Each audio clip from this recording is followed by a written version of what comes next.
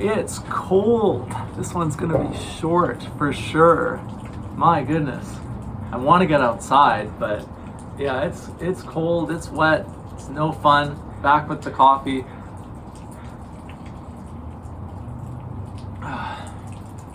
I found something interesting when I've been re-uploading old stuff for this channel. It's not even that old, but it's 3 years-ish now at the time. In January 2022, I made one of maybe about 4 or 5 videos that I had on an old channel. And it was about an article by Ted Gioia, the music writer, with The Honest Broker. That's the name of his Substack, which is one of the most read Substacks that talks about music.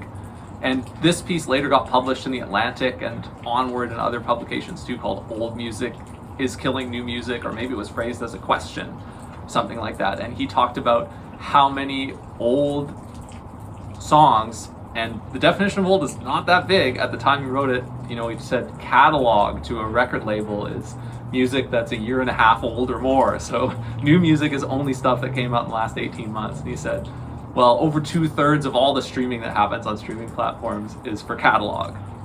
And I talked about that at the time, and I compared it to Bandcamp, the independent music platform that you can use to sell your own stuff. They only take a 10 or 15% commission, and nobody under 20 has ever heard of it or ever wants to use it because it's a piece of millennial web infrastructure that still looks very similar to when Bandcamp's founders made it in 2008. I think Bandcamp launched on the same day that the 2008 financial crisis really kicked off, like the same day that Lehman Brothers filed for bankruptcy or something. Interesting tidbit of history about it. Bandcamp, weird platform, but lots of people use it, and in 2020 and 2021 it surged. Bandcamp's activity surged.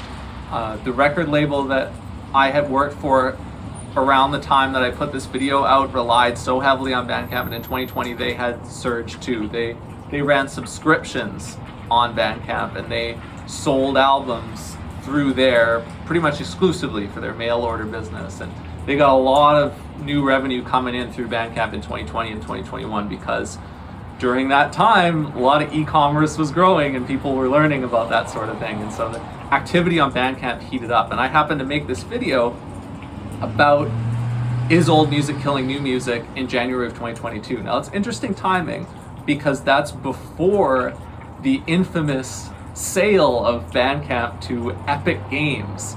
The founders of Bandcamp sold the company to Epic, and then Epic sold the company to another company called Songtradr about a year and a half after that. But that hadn't happened yet when I made this video. Bandcamp was still independent even though they were just about to sell to Epic. And they were riding high from this pig in the python of 2020 to 2021 that kind of stepped up the activity on the platform. Bandcamp Fridays was a big thing, where on the first Friday of every month, Bandcamp would do this whole PR song and dance about waiving their 10% fee or 15% fee to give more money from the overall sales to the artists. So amid all this, when I made this video, I looked at the homepage of Bandcamp, and it's interesting because they have a ticker on that homepage that tells you the all-time sales total purportedly on Bandcamp of, okay, people have spent this much on Bandcamp all time since its founding. And they also say this much in the past year alone. And at the time I made that video, the past year alone amount was like 25% of the all-time. So I made the video in January 22, and that means throughout the year of 2021, 25% of all the transaction volume that ever happened on Bandcamp, all the dollars that were ever spent on Bandcamp, at the time, 25% of all the dollars that were ever spent on Bandcamp were spent in 2021. Crazy. Shows you how big that peak was, right?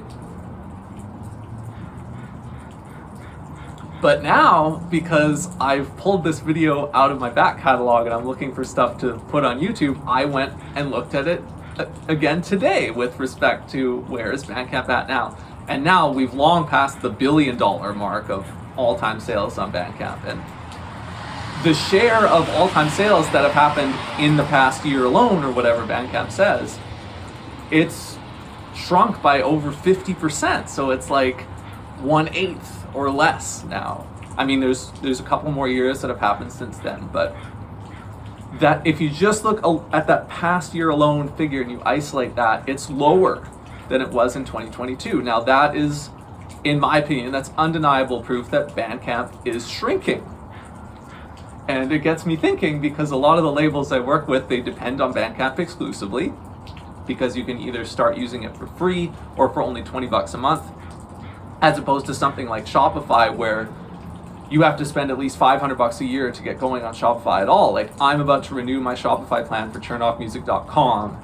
And so that means I'll have spent like 500 times 2. I'll have spent, wasted, set on fire, however you want to say it, because I've hardly had any sales. I'm just getting going and trying things out, right? I've spent like $1,000 on shorting Bandcamp.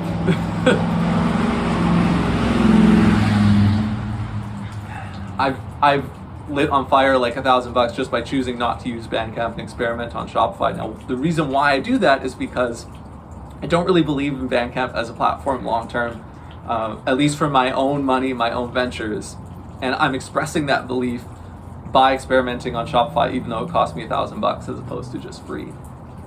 Now, I'll still happily work with labels who use Bandcamp, and there's still a lot of low-hanging fruit that if you're not doing it, you can get more out of Bandcamp than maybe you're doing. But if it were my capital at stake, I would stop relying on Bandcamp. Now I would start trying out a different platform, because you don't want to be in that situation of like paying a huge bill of technical debt where Bandcamp is a ghost town, where it's just non-functional, or it's crashing, or God forbid it's going out of business, it's disappearing, and you have to migrate. That is no fun. Nobody wants to do that, and it gets harder down the road. And do I think that could happen to Bandcamp? Possibly. Would I bet that it would happen to Shopify later than it would happen at Bandcamp? Yeah, probably. So that's why I'm experimenting on Shopify. There's another storefront called Ochre, O-C-H-R-E, that I've seen pop up a few times. I just bought an album from a store that uses that, and I've seen it a couple more times. Maybe I'll talk more about that when that album finally ships to me. But Bandcamp is shrinking. I'm calling my shot again here in 2025 by reaffirming my belief in that. I wouldn't invest a lot into it for my own Turn Off Music label venture here as it evolves. I don't believe that this, in the past year alone, like that went up 2020, 2021 to where I clocked it 3 years ago, I don't believe it's going to go up again. I think it's going to keep dropping. The total amount of activity on Bandcamp is going to keep dropping. I don't believe it's going to grow as an ecosystem personally, so I'm not throwing down huge money on that bet, but hey, you could say I've already bet $1,000 on it. I'm going to continue to bet more by using Shopify. That's what I'm thinking about right now in terms of that video that I recently re-uploaded. Bandcamp is shrinking. I'm calling my shot. What do you think? Do you use Bandcamp as a fan? Have you put out any music on it? People talk about it all the time, and it's kind of like a rhetorical device that is in opposition to Shopify, or there you go, I did it again, to Spotify and to streaming, the same way that Spotify is a stand-in word for all people's feelings about streaming. Bandcamp is like a stand-in for people's idealistic feelings about how they think music commerce should happen, right? But I'm getting really cold, so that's all the thoughts I got about that today.